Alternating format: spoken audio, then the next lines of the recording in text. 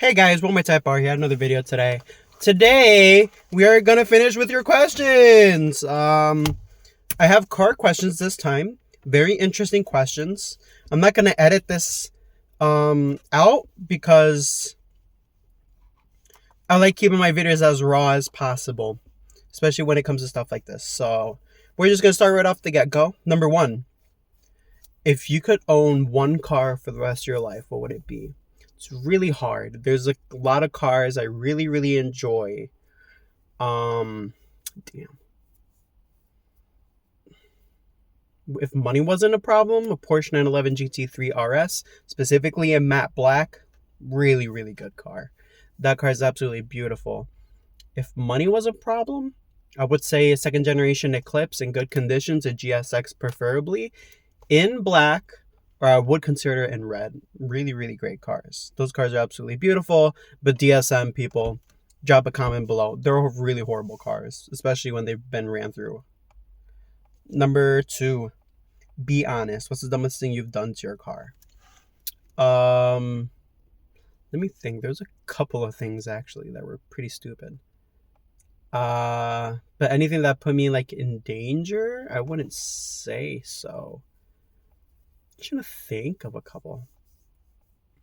I remember witnessing somebody cutting springs to lower their car. That was pretty stupid for sure.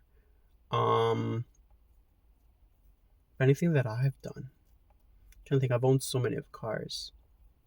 I don't think I've really done anything like necessarily quote unquote bad.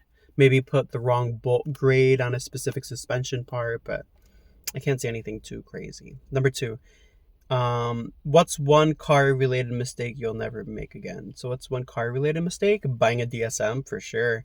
Those cars are absolutely hideous and ran through really bad. And buying a 8th generation Civic Si, these cars are notorious for people hiding problems with too.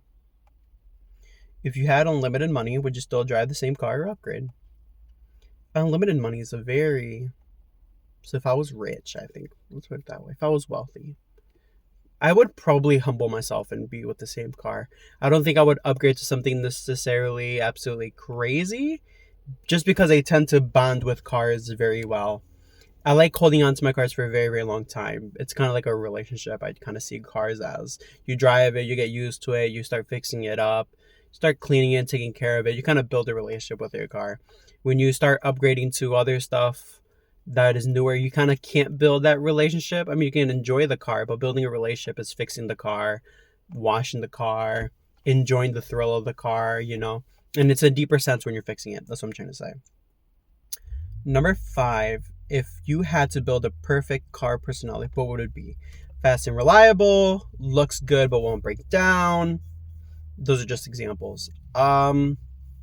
Definitely a clean build. So like moderate stickers inside the car that give the car personality to your own taste, but on the outside you're seeing what's the word I'm looking for? You're seeing the cleanness of the car. So you see the paint, you see the windshield, everything is just so nice and to the point. Just slightly lowered chrome wheels, just a clean car is just my taste. That's my type of personality when it comes to a perfect car. Have you ever been pulled over for something funny and ridiculous?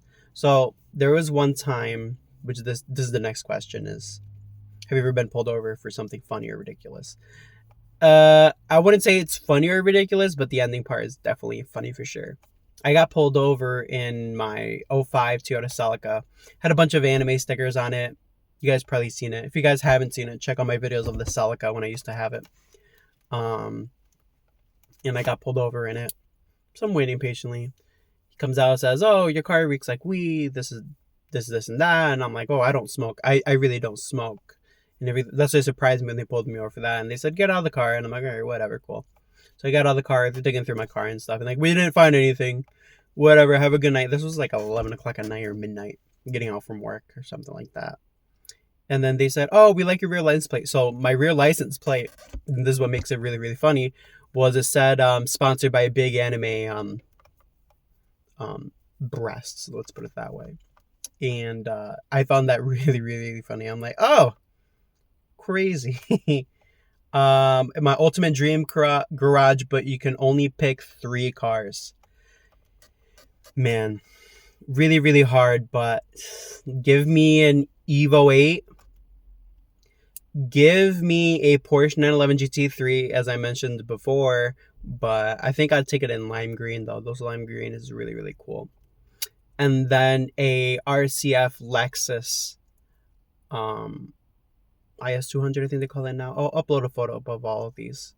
But those three cars, really, really cool. So the RCF would be my daily driver. The Evo would kind of be like my car meet car.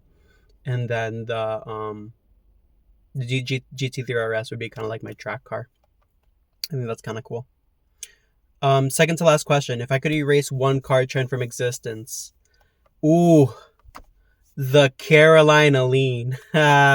This stuff is absolutely dumb. Number 9. What's the most underrated and overrated car? Well, overrated Subarus. Absolutely, Subarus are so overrated. Please stop. Underrated cars. The Celica GTS, it's very underrated. And like I've mentioned before in the video of the Civic Si versus the Celica GTS, you guys can check out that video in my channel. The Celica GTS is a lot quicker. It cracks VTEC a lot harder, believe it or not, in Toyota style, obviously. And what you get out of it stock versus what you get from the Si stock, the Celica GTS is definitely an underrated car. And I think that was mostly all of my questions. Let me just double check. The other question was, what was the moment that made me fall in love with cars? Well, this kind of gets into the deeper prospect of it. You guys know my story. I've talked about it plenty of times on YouTube. But what made me fall in love with cars was the passing away from my father. Long story short, he was an alcoholic, committed suicide when I was 17, I think, or 15, somewhere around there. And he was just, I would just see him constantly working on cars in his backyard, taking out engines, taking out transmissions, oil changes, always working on cars. And even though they became light memories, it started processing within me growing up on who I wanted to be. And that's how I got into the mechanical field of being a mechanic, working on cars and stuff like that. It was because of him, his constant dedication of learning, his striving to become better, and him never giving up, you know. And that shaped me for the rest of my life when it came to cars, to never give up. If the job takes a whole summer, you know, my clutch job took a whole summer. That's why I was representing that. And to never give up when it comes to stuff that seems a little bit difficult. You know, don't overwhelm yourself. Don't stress yourself if it seems hard. And just that constant rotation again and again and again. And the past facts of my father, when he used to struggle, yell and scream, throw wrenches around the garage. We all have a father like that. Shaped my belief too. And that's why father figures matter a lot towards their children. So if you're a father and you're watching this, just use me as a son example that we're always looking up to you.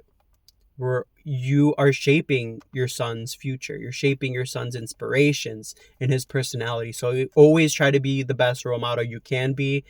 And even with your failures too, don't feel bad for making mistakes, because you're telling your son that making mistakes is fine. And it is completely fine. The world is not perfect.